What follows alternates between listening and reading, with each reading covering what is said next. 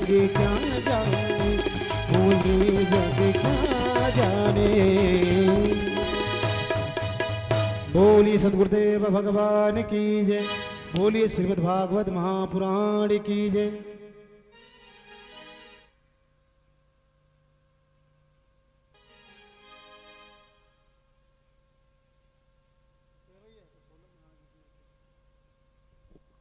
हरि ओम सच्चिदानंदरूपाय विश्वोत्पत्त्यादिहेतवे तापत्रय विनाशाय श्रीकृष्णाय वयं नमः। जन्माद्यस्य यतोऽन्वयादितरतश्चार्थेष्वभिघ्नः स्वराट् तेने ब्रह्महृदायादिकवये मुह्यन्ति सूरयः। तेजो वारिमृदां यथा विनिमयो यत्र त्रिसर्गो मृषा धाम्ना स्वेन सदा निरस्तकुहकं सत्यं परं धीमहि, सत्यं परं धीमहि। वरहापीडं नटवरवपुः कर्णयो कर्णिकारं बिभ्रदवासं कनककपिशं वैजयन्तीं च मालाम् रन्ध्रान् वेणोरधरसुधया पूरयन् गोपवृन्दैः वृन्दारण्यं स्वपदरमणं प्रविशद्गीतकीर्तिः। कस्तूरीतिलकं ललाटपटले वक्षस्थले कौस्तुभं नासाग्रे वरमौक्तिकं करतले वेणुकरे कङ्कणम् सर्वांगे हरिचंदनं सुललितं कंठे च मुक्तावली गोपश्री परिवेष्टितो विजयते गोपालचूडामणिम्। ओम बंसी विभूषित करानवनीरदाभात् पीताम्बरादरुणबिम्बफलाधरोष्ठात् पूर्णेन्दुसुन्दरमुखादरबिन्दनेत्रात् कृष्णात् परं किमपि तत्त्वमहं न जाने, कृष्णात् परं किमपि तत्त्वमहं न जाने। ओम हरि ओम धूर्षिधूर्वधूर्वन्तं धूर्वतं जोष्मान् धूर्वतितं धूर्वयं वयं धूर्वामः देवानामसि वह्नितमगुंस्नितमं तप्रितमं जुष्टतमं देवभूतमं धूपमाघ्रापयामि श्रीबालकृष्णाय नमः। धूपान्ते दीपं हरिः ओं चन्द्रमा मनसो जातसख्योः सूर्यो अजायत श्रोत्रार्द्वायुष्य प्राणस्य मुखादग्निरजायत। दीपं सन्दर्शयामि दीपान्ते हस्तप्रक्षाल्य नैवेद्यं हरिः ओं नाभ्यायासीदन्तरिक्षगुंशिष्णोर्द्यौः समवर्तत पद्भ्यां भूमृदिशः श्रोत्रान् तथा लोकान् न कल्पयन्। नैवेद्यं निवेदयामि नैवेद्यान्ते पञ्चग्रासमुद्रां समर्पयामि मन्त्रपुष्पाञ्जलिं समर्पयामि।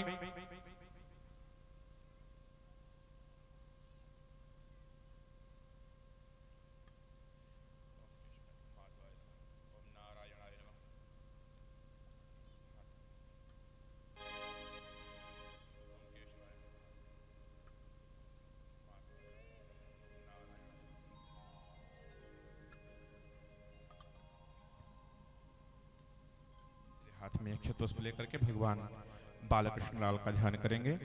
हरि ओम जन्माद्यस्य यतोऽन्वयादितरतश्चार्थेष्वभिघ्नः स्वराट् तेने ब्रह्महृदायादिकवये मुह्यन्ति यत्सूरया।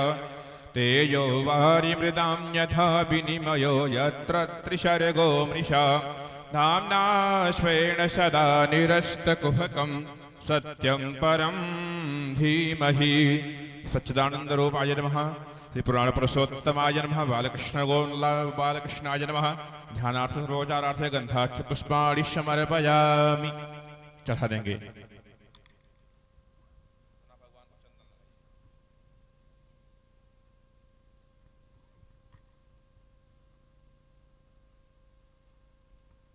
हरि ओम त्वां गन्धर्वाय खनस्तां दृष्ट्वां बृहस्पतिः त्वामोखधेशो मो राजा विद्वान्स्मादमुच्यत श्रीखण्डं चन्दनं दिव्यं गण्डाढ्यं सुमनोहरं विलेपनं सुरश्रेष्ठो चन्दनं प्रतिगृह्यतां चन्दनान्ते अक्षतं समर्पयामि पुष्पं पुष्पमालाम्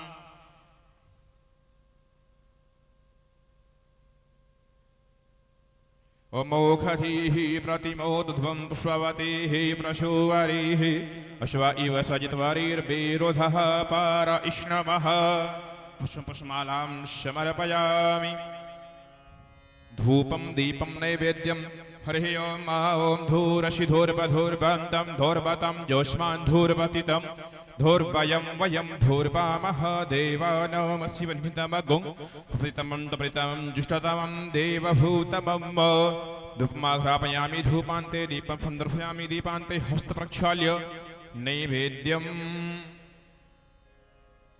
हरिः ओं नाभ्यायासीदन्तरिक्षगुं श्रीष्णोर्देवुः समवर्तत पृथ्व्यां भूमृदिशः श्रोत्रान् तथा लोकान् न कल्पयन् नैवेद्यान्ते पञ्चग्रासमुद्रां समर्पयामि दक्षिणाः द्रव्यम् यत्तञ्जत्परादानं यत्पूर्तं जश दक्षिणः तदग्निवैश्वकर्मणः स्वरदेवे खुनो दधत कृतायाः पूजायाः साधगुण्यास्य द्रव्यदक्षिणां समर्पयामि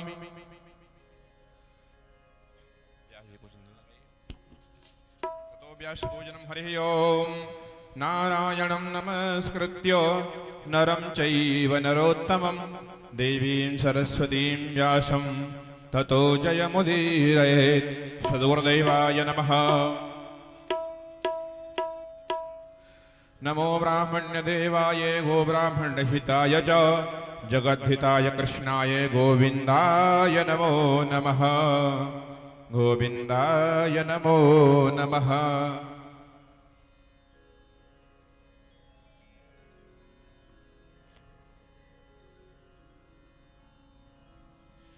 ॐ नमोऽस्त्वनन्ताय सहस्रमूर्तये सहस्रपादाशरोर्बाहवे सहस्रनाम्ने पुरुषाय शाश्वते सहस्रकोटि योगधारिणे नमः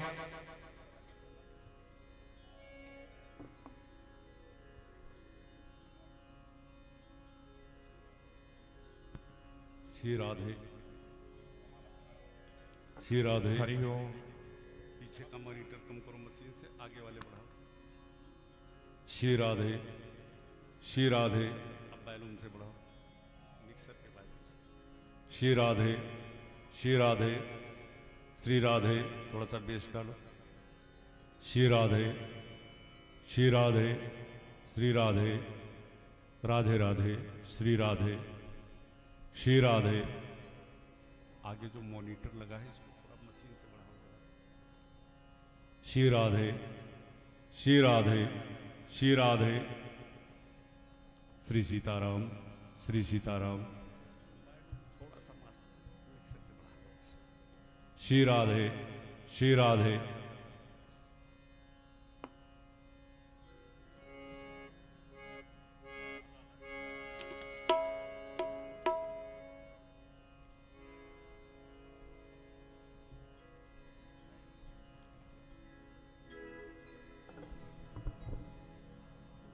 सभी लोग खड़े हो जाएं और आइए हम लोग बड़े भाव के साथ भगवान की दिव्यमय आरती करेंगे।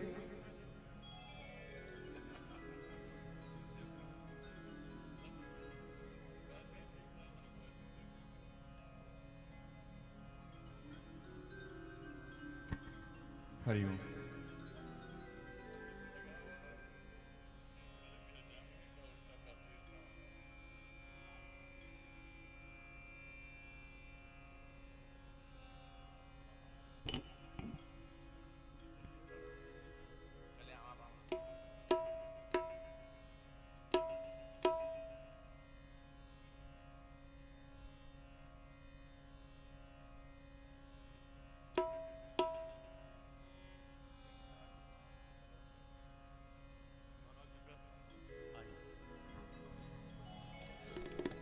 और ये लोग बड़े भाव हो जाते हैं।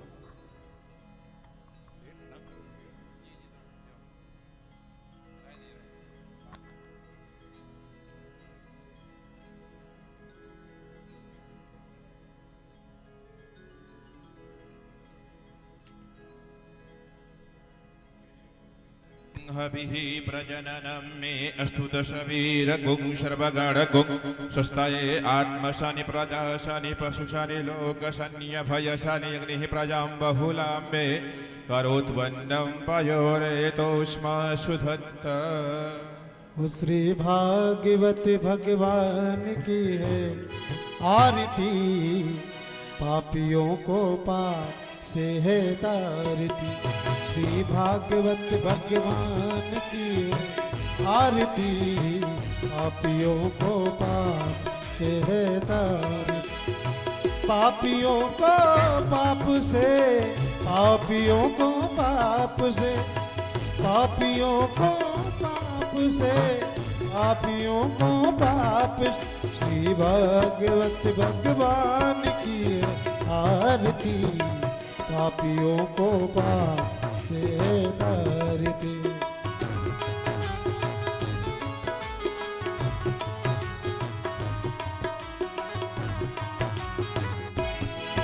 ये अमर ग्रंथ ये मुक्ति बंध ये पंचम वेद निराला, नव ज्योति जगाने वाला। ये अमर ग्रंथ ये मुक्ति बंध ये पंचम वेद निराला, नव ज्योति जगाने वाला।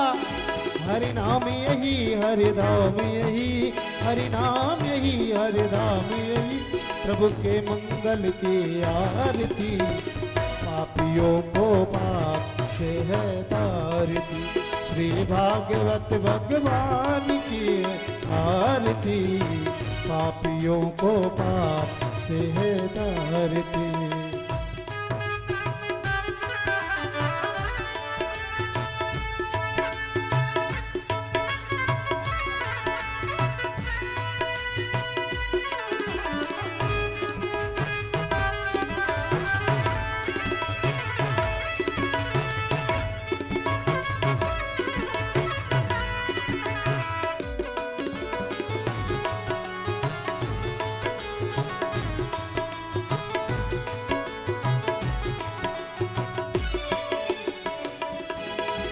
शांति गीत पावन पुनीत, पापों को मिटाने वाला, हरिदर्श कराने वाला।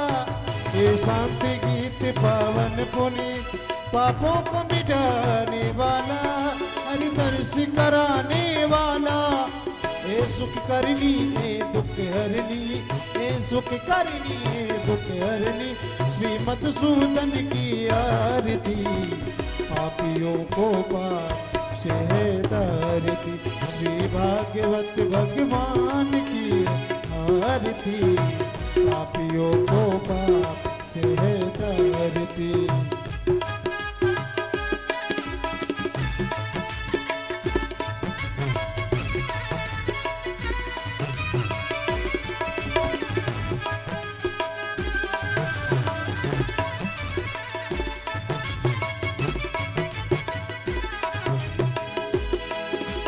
मधुर बोल जग बंद खोल, सन मार्ग दिखाने वाला, बिगड़ी को बनाने वाला।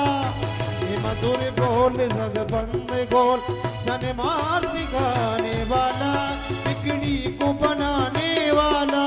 श्री राम यही घनश्याम यही, श्री राम यही घनश्याम यही। प्रभु के महिमा की आरती, पापियों को पाप से है तारती। श्री भागवत भगवान की आरती, पापियों को पाप से है तारती। कर्पूरी गौरव गरुड़ावतार, संसार सारं भुजगेन्द्रम, सदा वसन्तं हृदयारविन्दे भवं भवानी तैकं मनोजवं मारुततुल्यवेगं यतेन्द्रियं बुद्धिमतां वरेण्यं। पादात्मसमवानर्योतमोक्तं श्रीरामदूतं शरणं प्रपद्ये। त्वमेव माता च पिता त्वमेव, त्वमेव बन्धु च सखा त्वमेव। त्वमेव विद्याद्रविणं त्वमेव त्वमेव सर्वं मम देव देव त्वमेव सर्वं मम देव देव त्वमेव सर्वं मम देव देव। बोलिए श्रीमद् भागवत महापुराण की जय। बोले हनुमान जी महाराज की जय। बोले सच्चे दरबार की जय। सभी लोग बैठ जाएं और आइए हम आप पूज्य श्री के श्रीमुख से भगवान के दिव्यमयी कथाकार शोधन करेंगे। जय श्री राम, जय श्री राधे।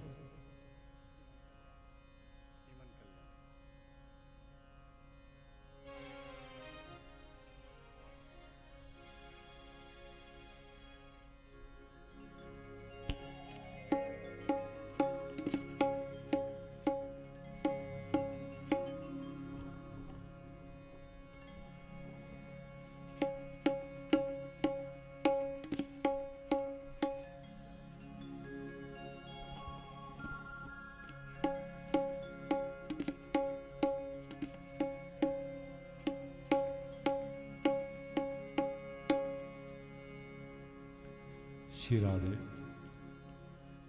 श्री सीताराम, श्री सीताराम, श्री राधे, श्री राधे, श्री राधे, राधे राधे।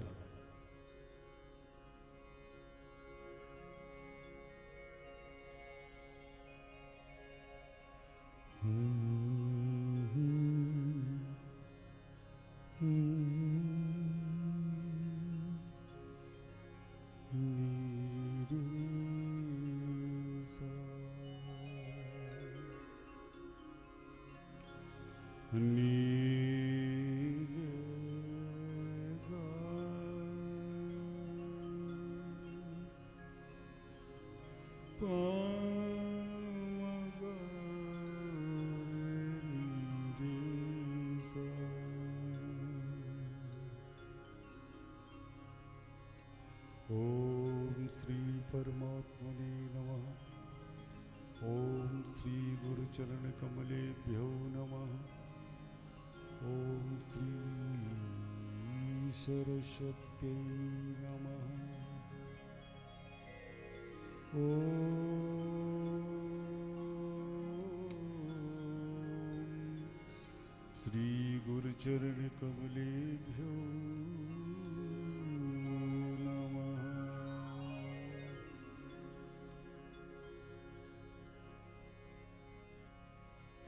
ध्येयं सदा परिभवग्नमहभीष्टदोहम् तीर्थास्पदं स्योविरिञ्चनुतं शरण्यम् भृत्यार्तिहं प्रणतपालभवाब्धिपोतम् वन्दे महापुरुस्ते चरणारविन्दम्।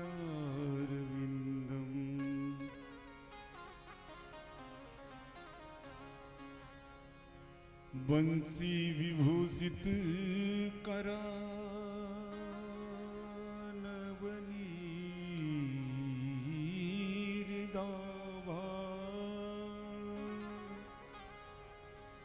पीताम्बरादरुणबिम्बफलाधरोष्ठा पूर्णेन्दु सुंदर मुखादरबिन्दनेत्रा कृष्णात् परमं किमपि तत्त्वमहं न जाने।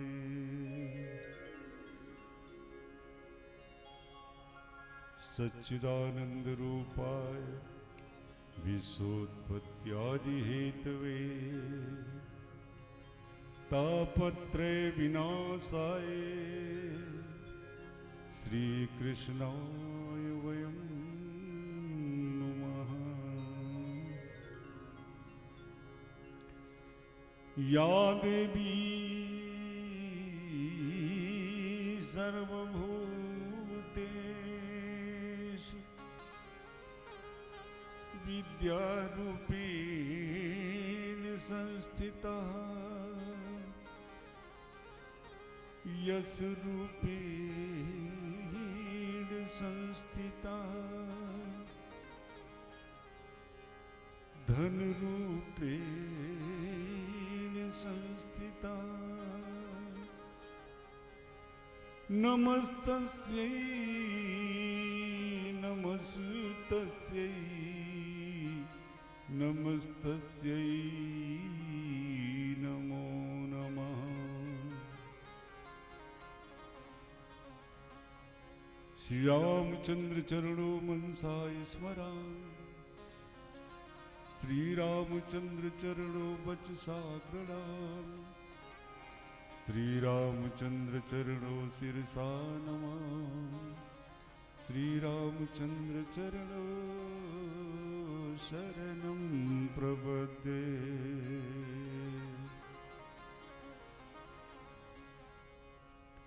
गजाननं भूतगणादिसेवितं कपित्थजम्बूफलचारुभक्षणम् उमासुतं शोकविनाशकारकं नमामि विघ्नेश्वरपादपङ्कजम्। श्री गुरुचरण सरोज रज निज मन मुकुर सुधार बरनो रघुवर विमल जस जो दायक फल चार। बुद्धिहीन तन जानिके सुमिरो पवन कुमार बल बुद्धि विद्या देव मोहि हरहु कलेश विकार।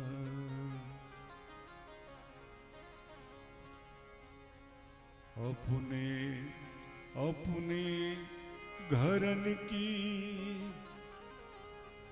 सब काहू को पीर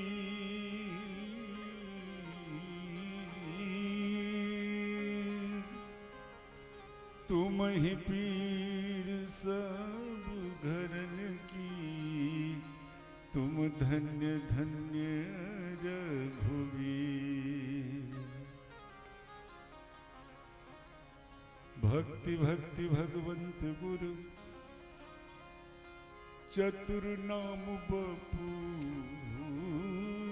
एक जिनके पद बंदन किए नासत विघ्न अनेक नासत विघ्न अनेक नासत विघ्न अनेक। श्री बालकृष्ण कन्हैया लाल की जय। श्री भागवत भगवान की श्री सुखदेव जी महाराज की श्री व्यास जी महाराज की वृंदावन धाम की श्री रामलला सरकार की अयोध्या धाम की काली मैया की गंगा मैया की पृथ्वी माता की भारत माता की ग्राम देवता की ग्राम देवी की वीर बजरंग बली दादा की हर हर महादेव। जय जय श्री राधे। परम मंगल में परात्पर अखिलेश्वर अकारण करुणा बरुलाल एकलव्य तरु पीताम्बरधारी श्री बालकृष्ण लाल की वांग्मयी प्रतिमूर्ति श्रीमद् भागवत भगवान के पावन पाद पद्मों में साष्टांग दंडोत प्रणाम करते हुए आचार्य श्री सुखदेव जी महाराज, श्री व्यास जी महाराज का चरण वंदन करते हुए, पूज्य गुरुदेव भगवान के चरणों का आश्रय लेते हुए, आवाहित समस्त देवी देवजन के चरणों में कोट कोट सा बारंबार प्रणाम करते हुए, माता काली के चरणों में सत सत नमन साष्टांग दंडवत प्रणाम करते हुए, यहाँ के कण कण को अपने मस्तक पर धारण करते हुए, पंडाल कक्ष में उपस्थित जनता जनार्दन, बाल गोपाल, माताओं बहनों का हार्दिक अभिनंदन स्वागत करते हुए, भागवत सप्त संहिता का आज तृतीय दिवस और विगत 2 दिनों की भांति आज भी आइए सबसे पहले अपने मन वाणी को पवित्र करने के लिए भगवत नाम का आश्रय ले, फिर उन्हीं की प्रेरणा से उनकी मंगलमयी कथा में हम सभी खूब आनंद से प्रवेश करेंगे। जो सज्जन वृंद भी गृह कार्यों में हैं, मेरी आवाज़ उन तक पहुंच रही है तो शीघ्र अतिशीघ्र पंडाल में उपस्थित होने का प्रयास करें, और जो उपस्थित हो चुके हैं भगवत कृपा से वो खूब भाव से, खूब प्रेम से भगवत स्मरण करें। श्री राम जय राम, जय जय राम, श्री राम जय राम, जय जय राम।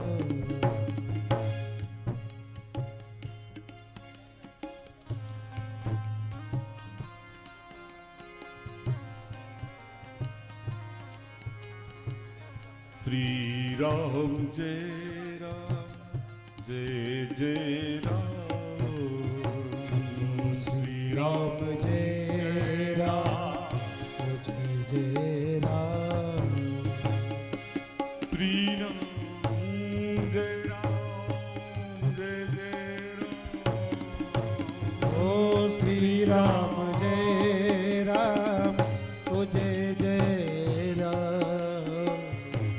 श्री श्याम जय श्याम, जय जय श्याम।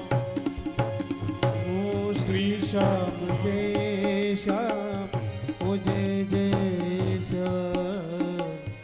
श्री राम जय राम, जय जय राम। श्री राम जय राम, ओ जय जय राम। श्री राधे।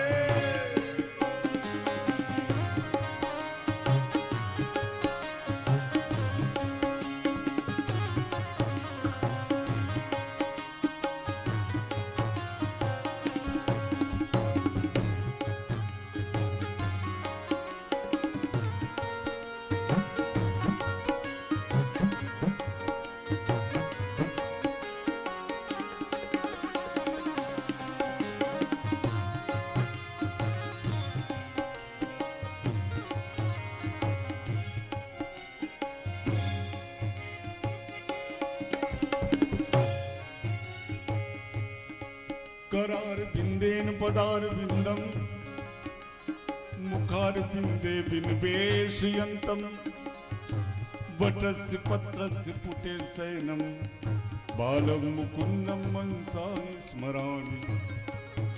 श्री कृष्ण गोविंद हरे मुरारे, हे नाथ नारायण वासुदेवा, जिह्वे पिबस्वा मृत्यु में गोविंद दामोदर माधवे। श्री राम जय राम, जय जय राम। श्री राम जय राम। सभी का ये खूब भाव से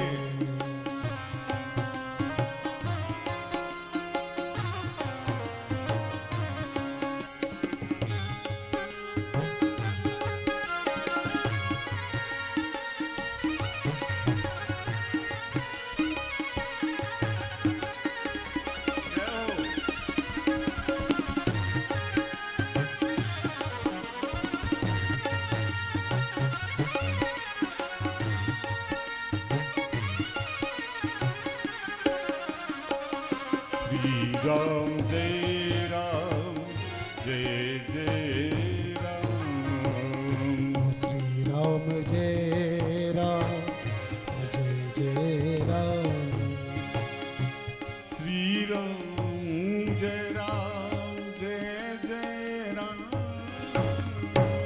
श्री राम जय राम जय जय राम श्री राम जय राम जय जय राम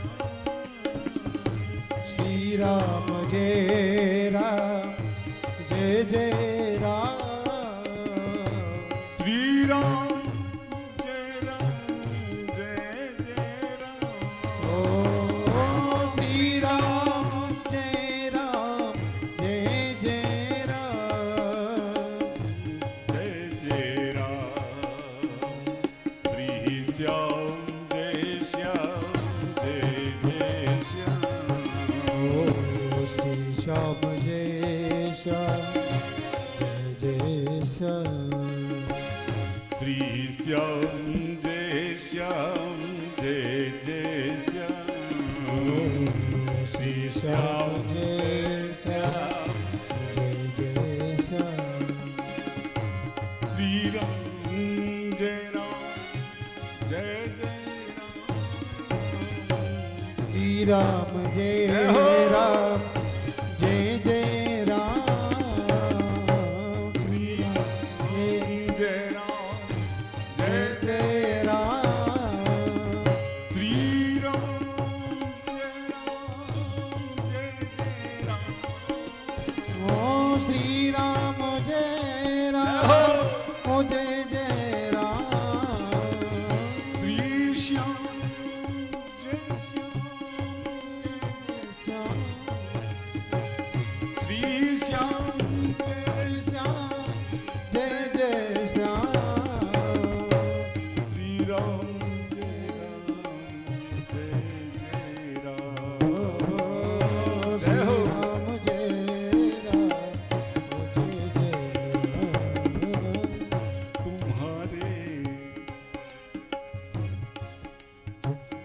तुम्हारे सिवा मुरली वाले कन्हैया तुम्हारे सिवा मुरली वाले कन्हैया जगत में हमारा कोई नहीं है जगत में हमारा कोई नहीं है जगत में कोई नहीं है तुम्हारे सिवा मुरली वाले कन्हैया जगत में हमारा कोई नहीं है जगत में हमारा वो कोई नहीं है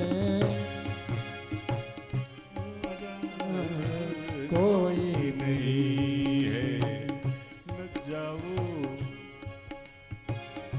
हो मेरे कान्हा न जाओ छुड़ा करके हाथों से दामन न जाओ छुड़ा करके हाथों से दामन जुदाई तुम्हारी गंवारा नहीं है जुदाई तुम्हारी हमारा नहीं है श्री राम जय राम जय जय राम श्री राम जय राम जय जय राम श्री श्याम जय श्याम जय जय श्याम ओ श्री श्याम जय श्याम जय जय श्याम श्री श्याम जय श्याम जय जय श्याम ओ श्री श्याम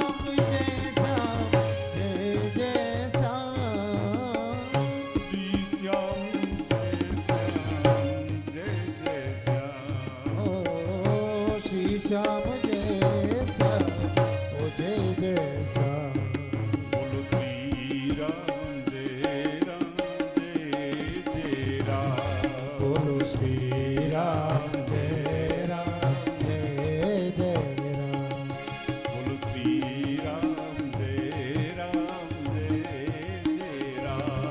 बोलो श्री राम जय राम जय जय राम। बोलो श्री राम जय राम। बोलो श्री राम जय राम जय जय राम। बोलो श्री राम जय राम। बोलो श्री राम जय हो। बोलो श्री श्याम जय श्याम जय श्याम। बोलो श्री श्याम जय श्याम जय जय श्याम। श्री श्याम जय श्याम जय जय श्याम। बोलो भक्तवत्सल भगवान की जय हो श्री बांके बिहारी लाल की जय हो कन्हैया लाल की जय हो श्री सुखदेव जी महाराज की जय हो श्री परीक्षित जी महाराज की जय हो वीर बजरंग बली दादा की जय हो हर हर महादेव। जय जय श्री राधे श्याम।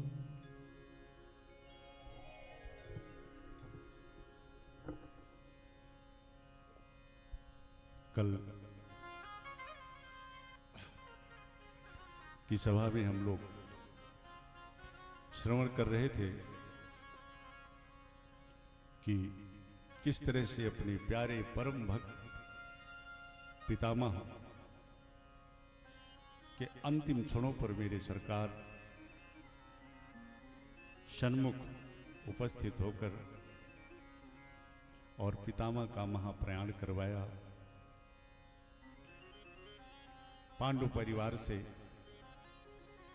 पितामह का अंतिम संस्कार करवा करके और आज कन्हैया ने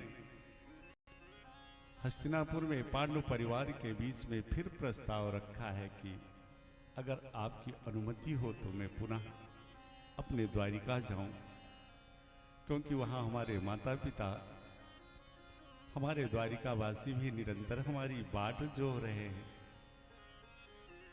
यद्यप किसी की इच्छा तो नहीं है कान्हा को द्वारिका भेजने की, लेकिन आज युधिष्ठिर महाराज ने सबको समझाया, भाई अब हम अपने स्वार्थ में कान्हा को कितने दिनों तक यहाँ रोके।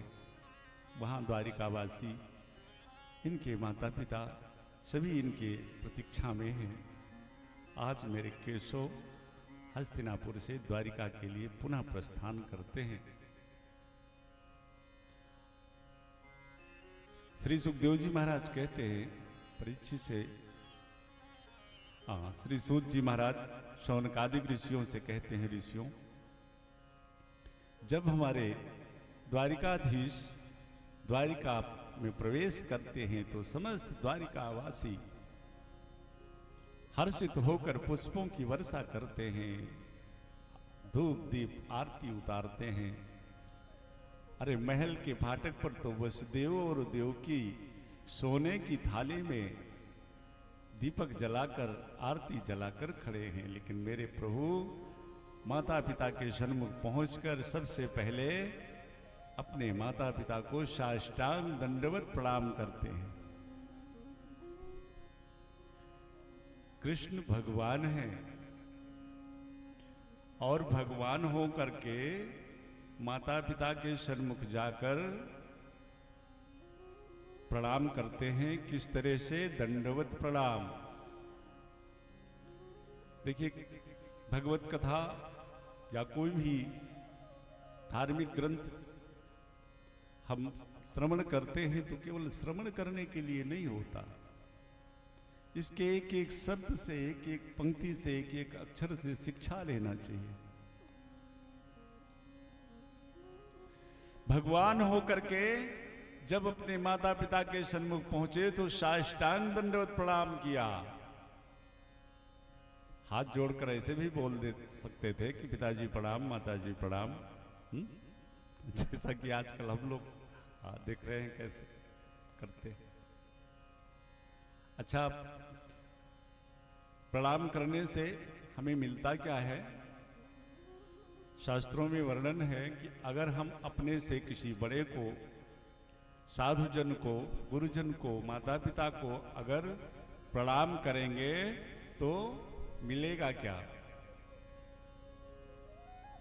आप कह देते हो कि आशीर्वाद मिलेगा, लेकिन आशीर्वाद में कौन सा आशीर्वाद आपको स्वतः प्राप्त हो जाता है प्रणाम करने से? शास्त्र कहते हैं अभिवादनशील से नित्यम वृद्धोपसे बिना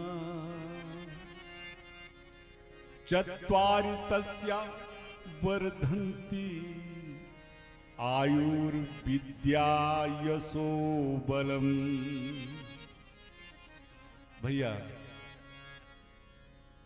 4 चीजें प्रणाम करने से किसी विद्वत जन को, माता पिता को हमें सहज ही में प्राप्त होती है।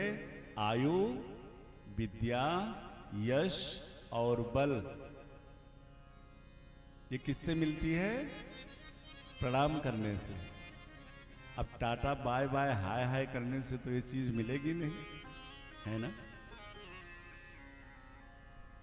प्रणाम की शास्त्रीय मान्यता अनुसार 3 विधियां उत्तम मानी जाती हैं। करि दंडवत मुनि सन्मानी। दंडवत प्रणाम का मतलब हमारे शरीर के 8 अंग माता धरती से स्पर्श हो जाएं, ये साष्टांग दंडवत प्रणाम कहलाता है। चलो, अगर कोट पैंट महंगा वाला है और ये डर है कि कहीं धूल मिट्टी ना लग जाए, तो थोड़ी सी शास्त्रों ने भी छूट दी कि अगर ऐसी बात है तो कीन प्रणाम चरण धरि माथा, तो घुटने के बल बैठ जाओ और अपना मस्तक चरणों में रख करके प्रणाम कर लो। बच गया ना कोट पैंट आपका। कहोगे बाबा नहीं, कहीं ना कहीं कुछ ना कुछ घुटनों में ही धूल मिट्टी लगेगी, तो शास्त्रों ने थोड़ा और छूट दिया आपको। कहा एक काम करो, अगर ऐसे भी समस्या है तो जोरी पानी प्रभु कीन प्रणामो। हाथ जोड़ो, जिस अवस्था में हो, खड़े हो, जैसे भी हो, हाथ जोड़ो, मस्तक झुकाओ और मस्तक झुका करके प्रणाम बोलो। पिताश्री प्रणाम, माताश्री प्रणाम, गुरुजन प्रणाम। अब इसमें तो कोई हानि होने वाली नहीं है ना, इसमें तो धूल मिट्टी का कोई सवाल नहीं है, ये तो कर सकते हो। तो ये शास्त्रोक्त 3 विधियां हैं प्रणाम करने की। अगर इस विधा का पालन करके हम किसी गुरुजन को, विद्वत जन को, माता पिता को प्रणाम करेंगे तो 4 चीजें, आयुर, विद्या, यश और बल, इसके लिए आपको कुछ विशेष करने की जरूरत नहीं है, ये अपने आप स्वतः प्राप्त होंगी। इसीलिए टाटा बाय बाय हाय हाय से निकलो और न साष्टांग पे जा सको तो प्रणाम वाले पे तो जरूर आ जाओ। कम से कम भगवत कथा सुन रहे हो तो बताया ना कि कथा केवल इस कान से सुन करके इस कान से निकाल देने वाली चीज नहीं होती। 7 दिन की कथा हो रही, कोई एक सूत्र जो हम से छूट रहा है जीवन में, जो बहुत ही उपयोगी है, एक सूत्र कोई पकड़ लो और एक सूत्र ही अगर आप पकड़ लोगे तो हो ना हो कल्याण हो जाएगा। बहुत सारे ऐसे उदाहरण मिलते हैं। भगवान ने साष्टांग दंडवत प्रणाम किया अपने माता पिता को। आज द्वारिका में बड़ा हर्षोल्लास है और श्री सूत जी महाराज परीक्षित का जन्म सुना रहे थे। शौनकादिक ऋषियों ने कहा महाराज परीक्षित का क्या हुआ, कम से कम ये तो बताओ। धारा बह गई, तब श्री सूत जी महाराज को होश आया। कहा ऋषियों, भगवत कृपा से, भगवान के अनुग्रह से मात्र गर्भ में वह बालक सुरक्षित रहा और समय आने पर हस्तिनापुर में उस बालक का जन्म हुआ। श्री व्यास जी महाराज पधारे, उस बालक का नामकरण संस्कार हुआ, नाम रखा विष्णुरात। व्यास जी ने देवी उत्तरा के गर्भ से उत्पन्न उस बालक का नाम विष्णुरात रखा, क्योंकि विष्णु के परम अनुग्रह से इस बालक का जन्म हुआ है, ये सुरक्षित है, इसलिए इस बालक का नाम विष्णुरात। ये तो बाद में महाराज परीक्षित के जन्म के बाद में इनका नाम परीक्षित क्यों पड़ा? जब इनका जन्म हो गया तो लाखों लोग बधाई देने आ रहे हैं, लाखों चेहरों को ये बालक बड़े ध्यान से टुकुर टुकुर देखता है। सब जो भी नया व्यक्ति इनके सामने आता है बड़े ध्यान से उसका चेहरा देखता है, विचार करता है कि इन लाखों की भीड़ में वो कहां खो गया जिसने मात्र गर्भ में मेरी रक्षा करी थी, वो कहां गया? मानो किसी को ढूंढ रहा। आज द्वारिका से जब भगवान ने सुना कि परीक्षित का जन्म हुआ तो रिश्ते में लगते हैं ना, आज खूब ढेर सारा उपहार इत्यादि लेकर के और हस्तिनापुर पधारे। और जब परीक्षित महाराज को अपनी गोदी में लिया तो बालक का चेहरा खिल गया, खूब सुंदर उत्सव हुआ। भगवान अर्जुन के साथ पुनः द्वारिका चले गए और समय आने पर अपनी समस्त लीलाओं का संभरण करके और 125 वर्ष की अवस्था में अर्जुन को कुछ जिम्मेदारियां सौंप कर स्वयं अपने धाम को पधार गए। और इधर महाराज युधिष्ठिर एक दिन राज सिंहासन पर बैठे थे, बगल में मझले भैया भीम खड़े थे। भीम से कहा, भीम आजकल बहुत सारे अपशकुन दिखाई देने पड़ रहे हैं। मंदिरों में जाता हूं तो देव प्रतिमाएं रोती सी नजर आती हैं, आकाश में पुच्छल तारा का उदय होना, ये सब बड़े अनिष्ट के संकेत हैं। आज महीनों हो गया है द्वारिकाधीश और अर्जुन का भी कोई संदेश हस्तिनापुर में नहीं आया है। युधिष्ठिर महाराज भीम से कहते, ये अर्जुन भी अपना एक बार द्वारिका चला जाए तो कृष्ण को छोड़ करके आना ही नहीं चाहता, हम लोगों को बिल्कुल भूल ही जाता है। ये चर्चा चल ही रही थी कि इतने में सामने से अर्जुन आते हुए दिख गए। एक बार तो महाराज युधिष्ठिर प्रसन्न हुए, लेकिन अगले ही क्षण जब अर्जुन थोड़ा और नजदीक आए और अर्जुन का चेहरा जब महाराज युधिष्ठिर ने देखा तो देखा कि अर्जुन के चेहरे की कांति चली गई, तेज चला गया, चेहरा मलिन है। महाराज युधिष्ठिर आश्चर्य में पड़ गए। अर्जुन ने आकर के प्रणाम किया। महाराज युधिष्ठिर ने पूछ लिया, अर्जुन तुम क्षत्रिय हो और क्षत्रिय के मुख मलिन हो जाएं, लगता है तुमसे कोई अपराध हो गया क्या? कहीं अनजाने में किसी ब्राह्मण का वध तो नहीं हो गया? ऐसा तो नहीं कि बिना किसी को खिलाए, किसी भूखे को खिलाए तुमने भोजन कर लिया हो? ढेर सारे प्रश्न कर डाले महाराज युधिष्ठिर ने अर्जुन से। अर्जुन ने कहा, महाराज रोते हुए, मेरे चेहरे का तेज, मेरी कांति, मेरा बल पौरुष, आज मुझे पता चला कि ये मेरा तो कुछ था ही नहीं, ये तो जो कुछ था मेरे कन्हैया, मेरे केशव का था। और महाराज वंचितो हम महाराज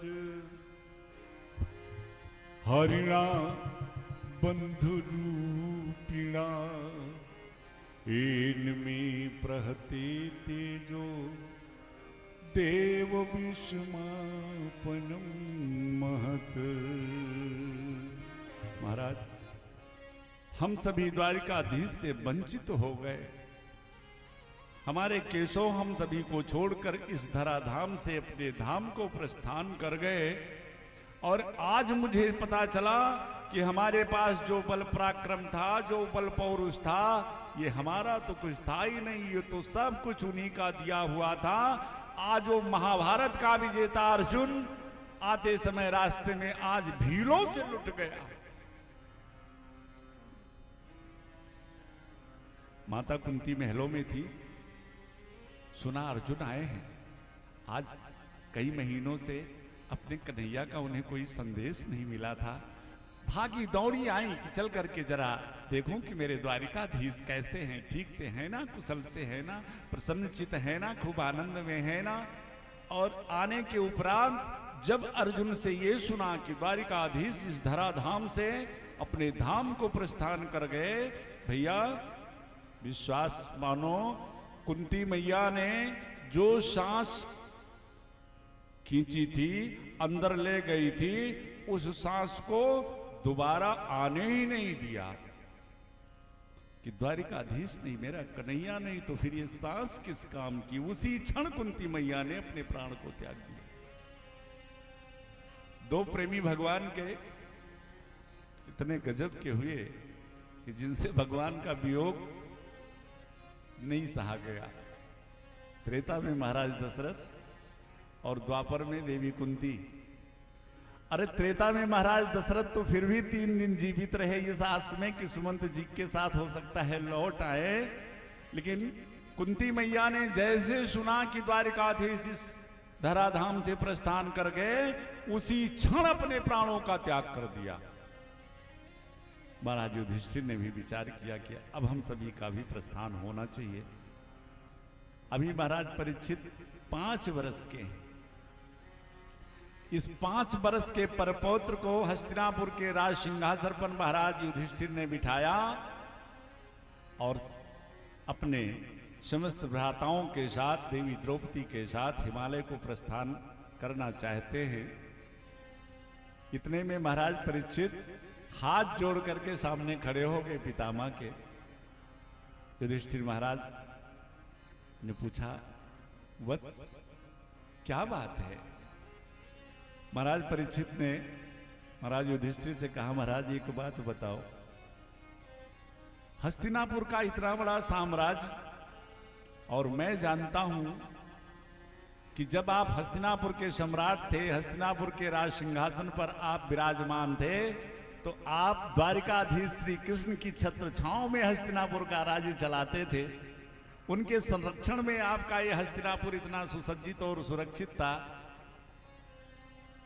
आप जा रहे हैं, इस नन्हे से बालक के ऊपर इस हस्तिनापुर का इतना बड़ा साम्राज्य का बोझ दे करके अगर हमारे ऊपर कोई आपत्ति विपत्ति आए तो मैं किसकी शरण लूंगा? मेरा संरक्षक कौन होगा? तब महाराज युधिष्ठिर ने महाराज परीक्षित को 3 बातें बताई। बेटा, तुम्हारे लिए मैं 3 नियम तुमको दे करके जाता हूं। बेटा, कभी पाप करने को कौन कहे, कभी पाप आंखों के सामने होते हुए भी मत देखना, पहला सूत्र दिया। दूसरा, शरण में कितना भी भयानक भयंकर शत्रु तुम्हारा होगा, कितना भी तुम्हारा अपराध कर दिया होगा, लेकिन अगर शत्रु शरण में आ जाएगा तो उसे भी अभयदान दे देना। और तीसरा, अतिथि की सेवा। अगर कोई संत आता है, कोई अतिथि आता है, तो उसकी सेवा बिल्कुल भगवान मान करके करना। अतिथि देवो भव, ये उपदेश करके महाराज युधिष्ठिर तो हिमालय को प्रस्थान कर गए और सब धीरे धीरे करके अपने लोक को पधार गए। और इधर महाराज परीक्षित का जब शासन काल हुआ, तो परीक्षित का शासन काल शास्त्रों में इतना सुंदर वर्णन है कि परीक्षित के शासन काल में कभी कोई किसी घर में, अपने घर में कोई ताला नहीं लगाता था, क्योंकि परीक्षित के राज में चोर डाकू थे ही नहीं।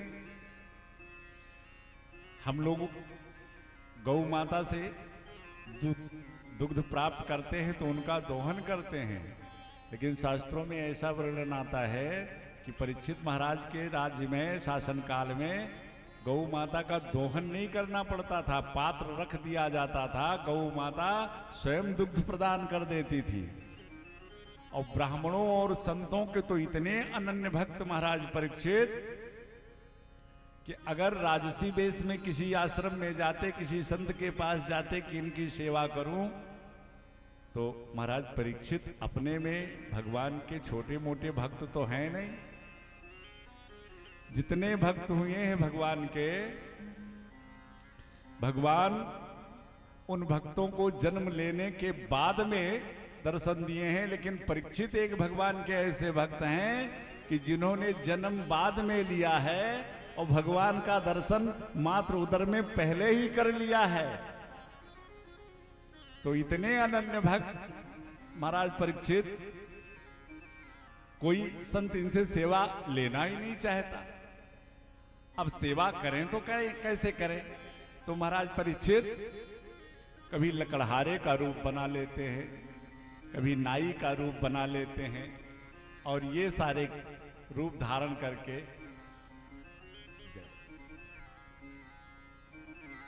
सीताराम सीताराम सीताराम जय सीताराम, सीताराम सीताराम सीताराम जय सीताराम, सीताराम सीताराम सीताराम जय सीताराम, राधे श्याम राधे श्याम राधे श्याम राधे श्याम, राधे श्याम राधे श्याम राधे श्याम जय राधे श्याम, राधे श्याम राधे श्याम राधे श्याम जय राधे श्याम, राधे श्याम राधे श्याम राधे श्याम राधे श्याम, राधे श्याम राधे श्याम राधे श्याम राधे श्याम, सीताराम सीताराम सीताराम जय सीताराम, सीताराम सीताराम सीताराम जय सीताराम, सीताराम सीताराम सीताराम जय सीताराम, सीताराम सीताराम सीताराम जय सीताराम, राजा राम सीताराम सीताराम जय सीताराम, सीताराम सीताराम राधे श्याम जय राधे श्याम, राधे श्याम राधे श्याम राधे श्याम राधे श्याम, राधे श्याम राधे श्याम राधे श्याम राधे श्याम, सीताराम सीताराम सीताराम जय सीताराम, सीताराम जय सीताराम, श्री राम जय राम जय जय राम, ओ श्री राम जय राम जय जय राम, श्री राम जय राम जय जय राम, ओ श्री राम जय राम जय जय राम, श्री श्याम जय श्याम जय जय श्याम, ओ श्री श्याम जय श्याम ओ जय जय श्याम, श्री श्याम जय श्याम जय जय श्याम, ओ श्री श्याम जय श्याम जय जय श्याम। चलिए बैठिए।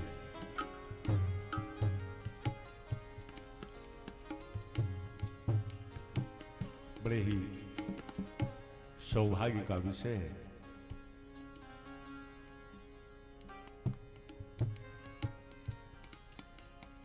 और विशेषकर मैं अपने लिए मानूंगा, आज हमारे पिताश्री के 9 रत्नों में से तीन आए, तीन इकट्ठे हैं, चार तीन। बड़ी खुशी, बड़ी कृपा सरकार की। आइए अपने मुख्य प्रसंग पे। महाराज परीक्षित साधु संतों की सेवा के लिए, ब्राह्मणों की सेवा के लिए निरंतर तत्पर रहते हैं, लेकिन कोई सेवा लेना ही नहीं चाहता उनसे। सभी को पता है कि महाराज परीक्षित भगवान के ऐसे भक्त हैं कि आज तक जितने भक्त इस धरा पर हुए सबको भगवान का दर्शन तो जन्म लेने के बाद हुआ, लेकिन परीक्षित महाराज एक अकेले भक्त ऐसे हैं कि जिन्होंने जन्म लिया बाद में भगवान का दर्शन मात्र उदर में पहले ही कर लिया है। अश्वत्थामा के उस ब्रह्मास्त्र से रक्षा करने के लिए मेरे सरकार देवी उत्तरा के गर्भ में अपने प्यारे भक्त परीक्षित की रक्षा के लिए प्रकट हो गए। अपने में परम भक्त परीक्षित तो साधु की सेवा, ब्राह्मणों की सेवा के लिए कभी नाई का रूप बनाया, कभी लकड़हारे का रूप बनाया। आश्रम में जाते हैं, साधु संतों के लिए लकड़ी लाते हैं, झाड़ू लगाते हैं। एक दिन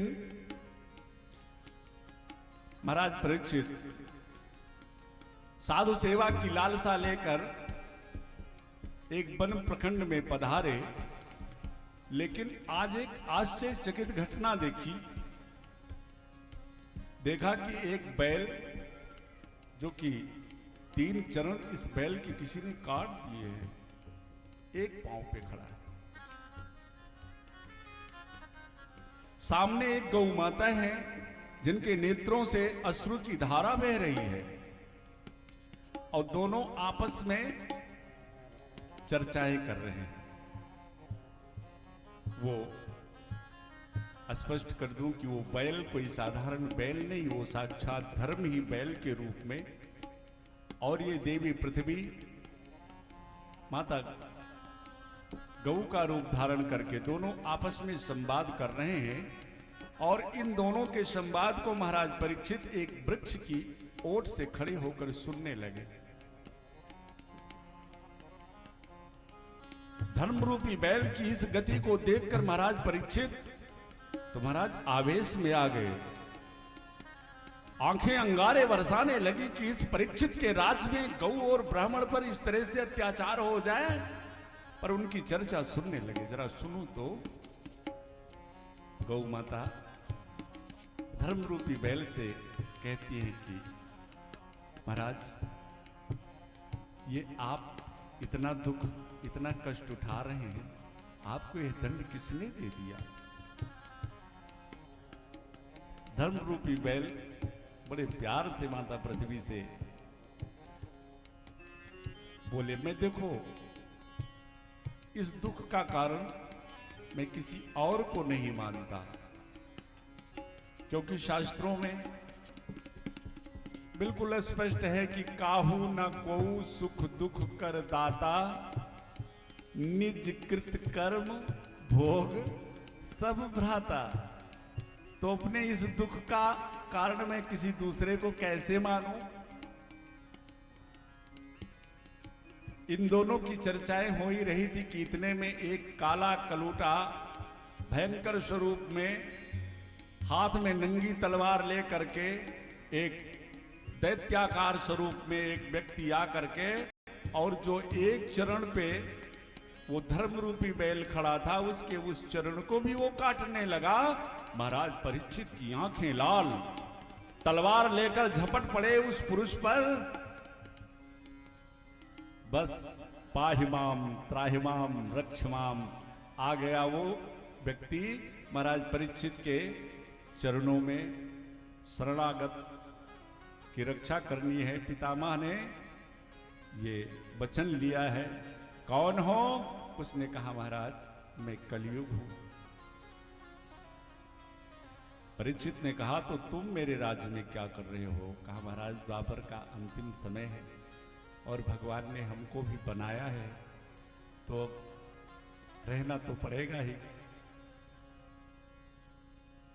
महाराज परीक्षित ने कलिकाल से कहा कि तुम मेरे राज्य में नहीं रह सकते। कहा, सरकार चूंकि विधान है तो रहना तो पड़ेगा ही। चलो मैं जैसा हूं, जितना कुटिल हूं, जिस प्रकार मेरे गुण दोष हैं, उस हिसाब से मुझे स्थान दे दो।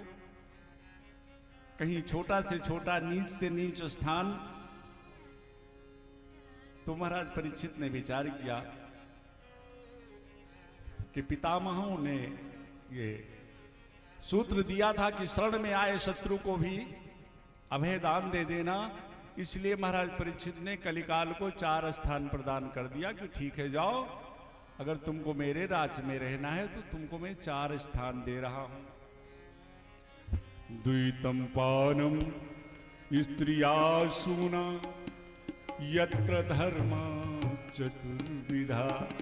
जाओ, 4 स्थान दे रहा हूं, जाके रह लो। द्वैतम पानम स्त्रियासूना।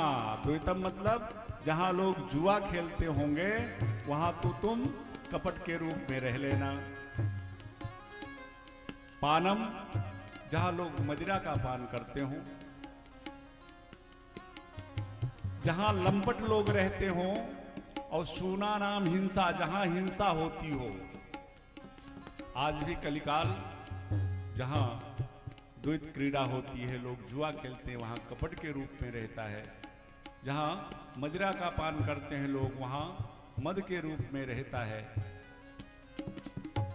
4 जगह बता दिया महाराज परीक्षित ने।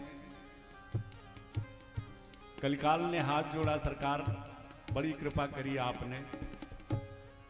बिल्कुल मेरे गुण के हिसाब से, मेरे स्वभाव के हिसाब से, मेरे स्वरूप के हिसाब से आपने जो स्थान मुझको प्रदान किया है, बड़ा उत्तम है। लेकिन सरकार, ये सृष्टि जड़ चेतन गुण दोष में, इस संसार में ऐसी कोई वस्तु नहीं, ऐसा कोई प्राणी नहीं कि जिसके अंदर सारे गुण ही गुण हो, या जिसके अंदर सारे दोष ही दोष हो। महाराज, हमारे अंदर लाखों बुराइयां हैं, लेकिन 1-2 मेरे अंदर अच्छाई भी है। अगर आप सुनना चाहें तो मैं सुनाऊं। महाराज परीक्षित ने कलिकाल की तरफ देखा, तेरे अंदर अच्छाई भी है। सरकार, कौन सी अच्छाई है? कलयुग ने कहा, महाराज, भगवान को प्राप्त करने के लिए सतयुग में तपस्या की प्रधानता थी। लोग जब महाराज मनु और देवी शत्रुपा जैसी तपस्या करते थे, तब भगवान उनको प्राप्त होते थे। त्रेता में जब वशिष्ठ जैसा निष्ठावान यजमान और श्रृंगी ऋषि जैसा विश्वास को हृदय में धारण करने वाला आचार्य होता था, तब भगत सहित मुनि आहुति दीने, तो प्रगटे अग्नि चरु कर लीने। त्रेता में यज्ञ की प्रधानता थी, और द्वापर में जब कोई कर्ण की तरह दान देता था महाराज, तब उसको भगवान प्राप्त होते थे। द्वापर में दान की प्रधानता थी, लेकिन मेरे युग में न तपस्या करने की जरूरत है, ना यज्ञ करने की जरूरत है, ना दान देने की जरूरत है। बस अपने कल्याण के लिए जीव को कलियुग केवल नाम आधारा, कलियुग केवल नाम आधारा, कलयुग केवल नाम आधारा। ओ कलियुग केवल ये नाम आधारा, कलयुग केवल नाम आधारा। ओ कलियुग केवल ये नाम आधारा। सुमीरी सुमीरी भव उतरही पारा, सुमिरे सुमिरे भव उतरहि पारा। कलियुग योग न जग न ज्ञाना, ओ कलयुग योगिन जग नयन। एक आधार राम गुण गाना, एक आधार राम गुण गाना। कलयुग केवल नाम आधारा, योग केवल नामो आधार। महाराज, भगवान को प्राप्त करने के लिए, अपने कल्याण के लिए इस हमारे युग में प्राणी को अलग से समय निकालने की जरूरत नहीं है।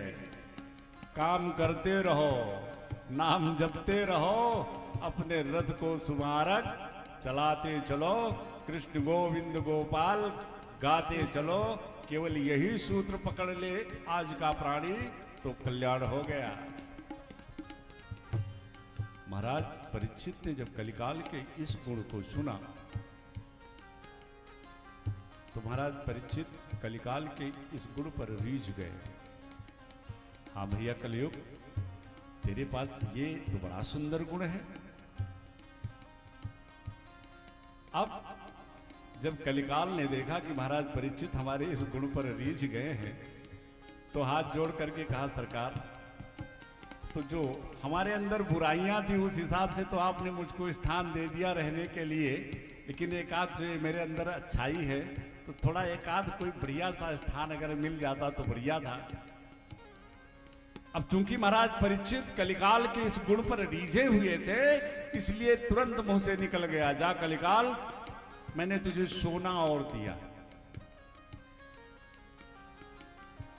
बस जैसे सोने का नाम लिया महाराज परीक्षित ने, कलिकाल तुरंत महाराज परीक्षित के स्वर्ण मुकुट में जाकर के विराजमान हो गया। अच्छा, अब यहां एक छोटा सा प्रश्न उठता है कि गीता में भगवान स्वयं भगवानोवाच वो बोलते हैं कि धातु नाम आस्मि कंचनम, धातुओं में मैं सोना हूं। तो अब सोने में तो भगवान का वास है, तो सोने में फिर कलिकाल का वास कैसे संभव हुआ? प्रश्न उठता है। राजा ठाकुर जी वहां कलिकाल का क्या भाई? तो फिर संतों ने इसका निराकरण किया। संतों ने तलाशा कि देखिए, जो शुद्ध सात्विक मेहनत से कमाया हुआ स्वर्ण है, उसमें तो हमारे ठाकुर जी का वास है। लेकिन जो कपट से, अनरीति से कमाया हुआ स्वर्ण है, ऐसे धन में तो कलिकाल का ही वास रहेगा। लोगों ने कहा, अरे बाबा, अब मेहनत और ईमानदारी करके आज के इस जमाने में सोना इकट्ठा करके पहनना तो बड़ा मुश्किल है, बड़ी महंगाई हो गई है। हाँ? तो फिर बाबा गोस्वामी तुलसीदास जी महाराज ने एक थोड़ा सा सूत्र दिया। अब बहुत ज्यादा अनरीत वाला नहीं। अगर किसी से कुछ लो, 10 रुपया लो, तो कम से कम 100 रुपये का काम उसका कर दो, तब तो उसको घूस हमारे ख्याल से नहीं कहेंगे। अब ये घूस वाली परंपरा कोई आज की नई नहीं है। हमारे शास्त्रों में महाराज भागवत में ही वर्णन आता है, ये सतयुग से ही चली आ रही है। ये ब्राह्मण पंडित वैदिक विद्वान भी ये भी घूस ले लिया करते थे। आगे भगवत जन्मोत्सव के अवसर पर आप श्रवण करेंगे, महाराज साधुदेव मनु, इनके यहाँ विद्वानों ने महारानी से घूस लेकर के, महाराज ने यज्ञ करवाया था पुत्र प्राप्ति के लिए, और विद्वानों ने घूस लेकर के महारानी की इच्छा अनुसार मंत्रोच्चारण करके और महाराज के घर में कन्या का प्राकट्य करवा दिया। तो ये, लेकिन अब ये है कि 10 रुपया लो तो 100 रुपये का काम कर दो। तो हला दोष तो उसमें भी है, लेकिन गोस्वामी जी महाराज ने थोड़ा सा हम सभी को एक सूत्र दिया कि कोई बात नहीं, इस सृष्टि में कोई ऐसी वस्तु है ही नहीं कि जो दोष से मुक्त हो। होगा सोने में दोष, लेकिन आभूषण बनवाओ और ला करके सबसे पहले ठाकुर जी को धारण कराओ। अन्न खाते हो तो अन्न में दोष, भोजन तैयार कराओ, ठाकुर जी का बढ़िया भोग लगाओ, बस वो सारा दोष समाप्त। गोस्वामी जी महाराज कहते हैं कि तुम ही निवेदित भोजन करही, तुम ही निवेदित भोजन करही, तुम ही निवेदित भोजन करही, तुम ही निवेदित। अरे होगा अन्न में दोष, लेकिन वही भोजन जब भगवान को समर्पित हो गया तब तो वो महाप्रसाद हो गया। भगवान को समर्पित करके फिर पाओ। हाँ? वस्त्र आभूषण आपने तैयार करवाया है,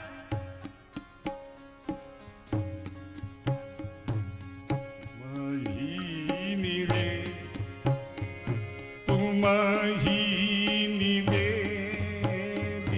भोजन करही, तुम ही निवेदित भोजन करही।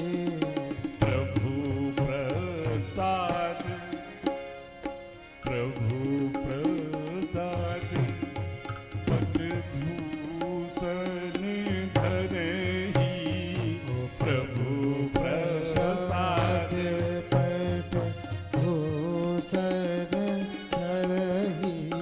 भगवान को समर्पित करके और उसे तब ग्रहण करो। कथा तो हम सुनते हैं, लेकिन मैं रोज ये कहता हूं कि कोई एक सूत्र तो जीवन में धारण कर लो।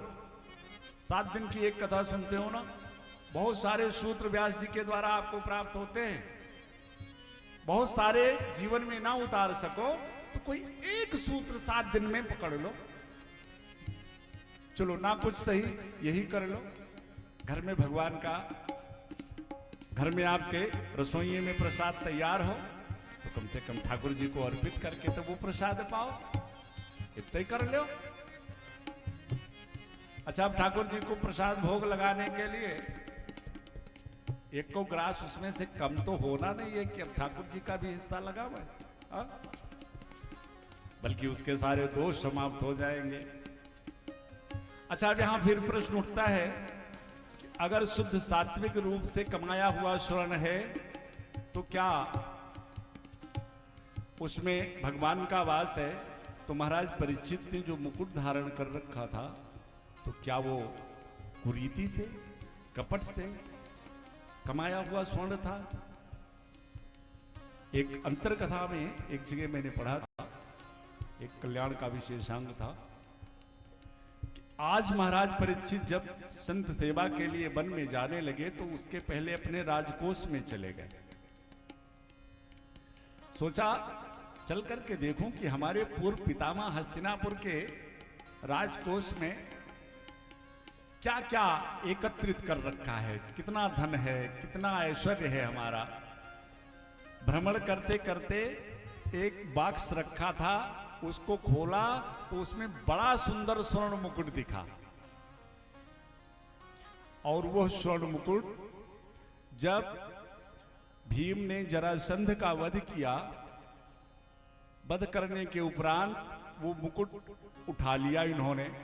महाराज युधिष्ठिर ने कहा, भीम क्या करते हो, इस मुकुट को घर ले चलोगे?